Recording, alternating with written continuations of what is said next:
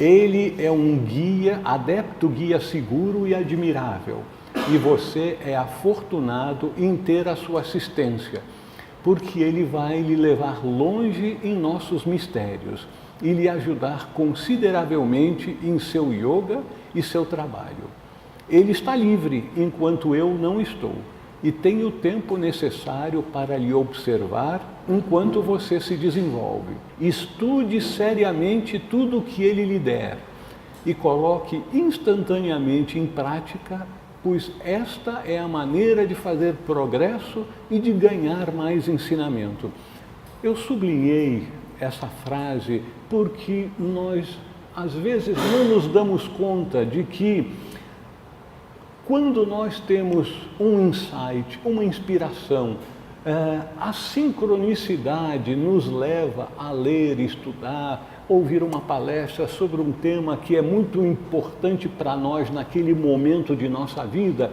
Isso significa que um ensinamento nos foi dado por uma forma, ainda que indireta.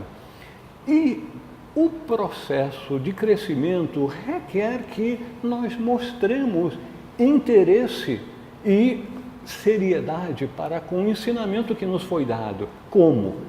Absorvendo e colocando em prática. Quando nós fazemos isso, nós então abrimos o caminho para que mais ensinamento nos seja dado. O pergaminho mostrado pelo mestre Moria, já em 1946. Esta manhã acordei lembrando-me claramente de ter saído do corpo e estado com o reverendo mestre Moria na sala da sua casa. Obviamente vocês entendem que ele saiu do corpo durante o sono. Os discípulos normalmente têm grande parte do trabalho dele e das instruções deles recebidas quando à noite, ao dormirem, o ser sai do corpo físico e então nos outros corpos, não só no astral, como normalmente é mencionado, mas também em corpos mais elevados, como o corpo mental ou mesmo o corpo causal e búdico, e então vão receber instruções de seus mestres. Então, o mestre Moria, trouxe um grande rolo ou pergaminho, colocou-o sobre a mesa, parcialmente enrolado, e num certo lugar indicado, na série de eventos registrados no pergaminho, estava a colaboração de H.P. Blavatsky com ele, mestre Kutumi e outros adeptos. Para minha surpresa, quase um espanto incrédulo, ele mostrou que estava escrito mais adiante, ou depois de alguns anos, que eu também iria servir de forma semelhante a Blavatsky. Ao pensar sobre esta lembrança e recordar a maravilhosa experiência, compreendi que uma profecia de um adepto deve ser verdadeira. No entanto, de forma natural, em minha condição atual e modo de vida, eu fui incapaz de me considerar numa capacidade tão elevada. O mestre Moria desenrolou o pergaminho em direção ao passado. Vi nomes de grandes figuras históricas. Eu estava muito impressionado pelo marcante sentimento que, misteriosamente, o pergaminho não era somente uma tabela histórica de eventos, mas que estava metafisicamente vivo e ligado a cada evento, pessoa e personagem registrado. Passado, presente e futuro estavam de alguma maneira misteriosamente mesclados, de forma que meu nome aparecia nele relacionado a eventos desconhecidos por mim e que teriam lugar no futuro. Iniciação. Na noite de 10 de setembro de 1947, depois de ter sido iniciado, e ele muito cuidadosamente põe pontinhos, iniciado por quem, aceitei minha futura missão. O poder de Atma para acelerar todas as circunstâncias em minha vida foi indicado. Foi-me dito para observar a aceleração dos eventos pois esse é o resultado do poder de Pontinhos. Como uma pessoa totalmente comprometida com o ocultismo, com as leis ocultas, ele obviamente achou por bem não indicar quem era esse ser que ele se refere como Pontinhos. Eu imagino que ele esteja se referindo ao Senhor do mundo, que é conhecido como o iniciador único, aquele que é o hierofante de todas as iniciações a partir da terceira iniciação. Consequentemente, ele estaria dizendo, a meu ver, que esse é o resultado do poder do Senhor do mundo. Depois deste grande evento, a incumbência iniciática me foi dada pelo mestre Polidoros Isurenos como indicado a seguir. Incumbência iniciática.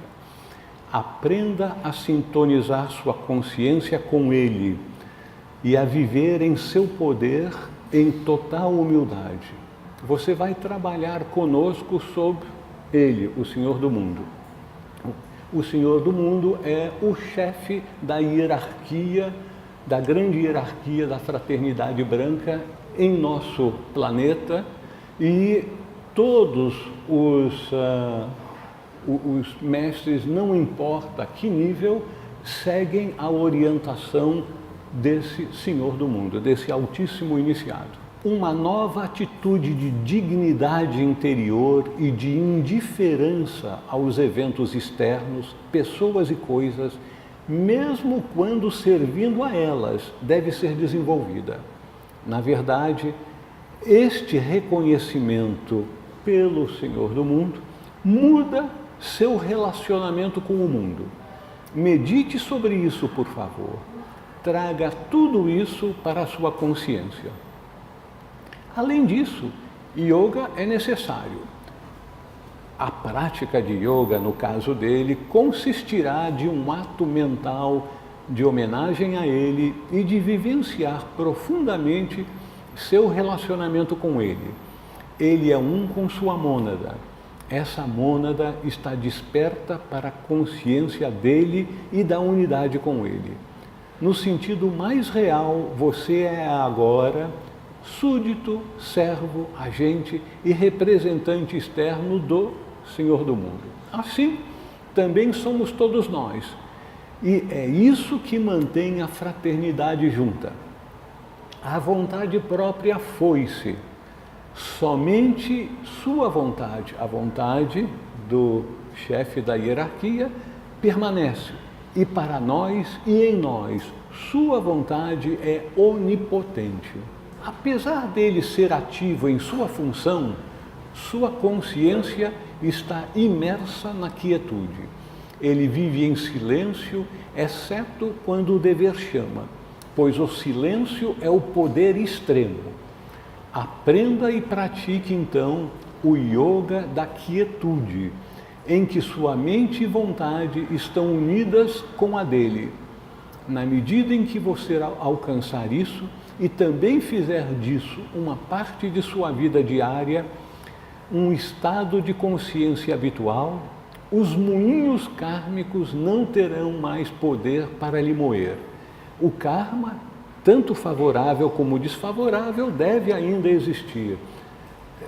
Eu tenho a impressão que o que ele está dizendo é que, à medida em que Geoffrey Hodgson conseguir manter a sua consciência constantemente, ao longo de todo o dia, em todas as atividades que ele realizar, sintonizada com o chefe da hierarquia, portanto, não tendo mais vontade própria, vontade da personalidade, mas sim entregando toda a sua vontade, seja feita a tua vontade, Senhor, e não a minha, como disse Jesus, então ele não estará mais agindo numa forma pessoal e, portanto, não estará mais gerando karma pessoal. Porém, ainda terá o karma gerado anteriormente, karma pessoal gerado anteriormente. Controle da fala e da ação.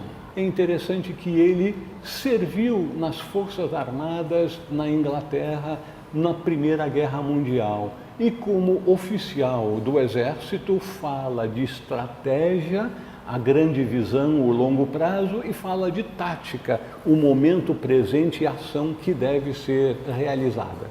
Na Senda, essa necessidade é acentuada. A parte do motivo do ministério, a espontaneidade deve dar lugar à estratégia. Caso contrário, as ações e palavras pessoais vão lhe trair. Finalmente, a habilidade estará tão bem desenvolvida e a sabedoria será tão grande que a possibilidade de erro será reduzida a um mínimo e uma medida de espontaneidade pode ser permitida.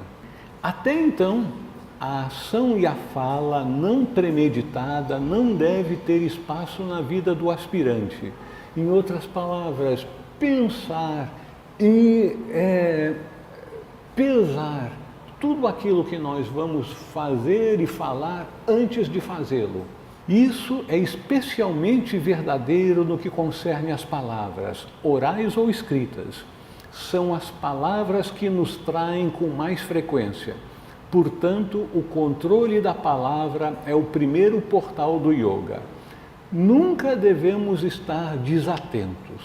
A senda é um fio de navalha e o aspirante deve ter esse fato constantemente diante de sua mente. Motivos à parte, a língua é o verdadeiro Judas.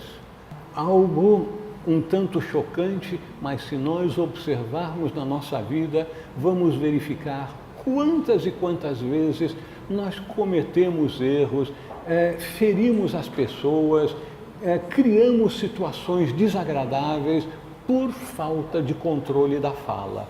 A língua é o verdadeiro Judas.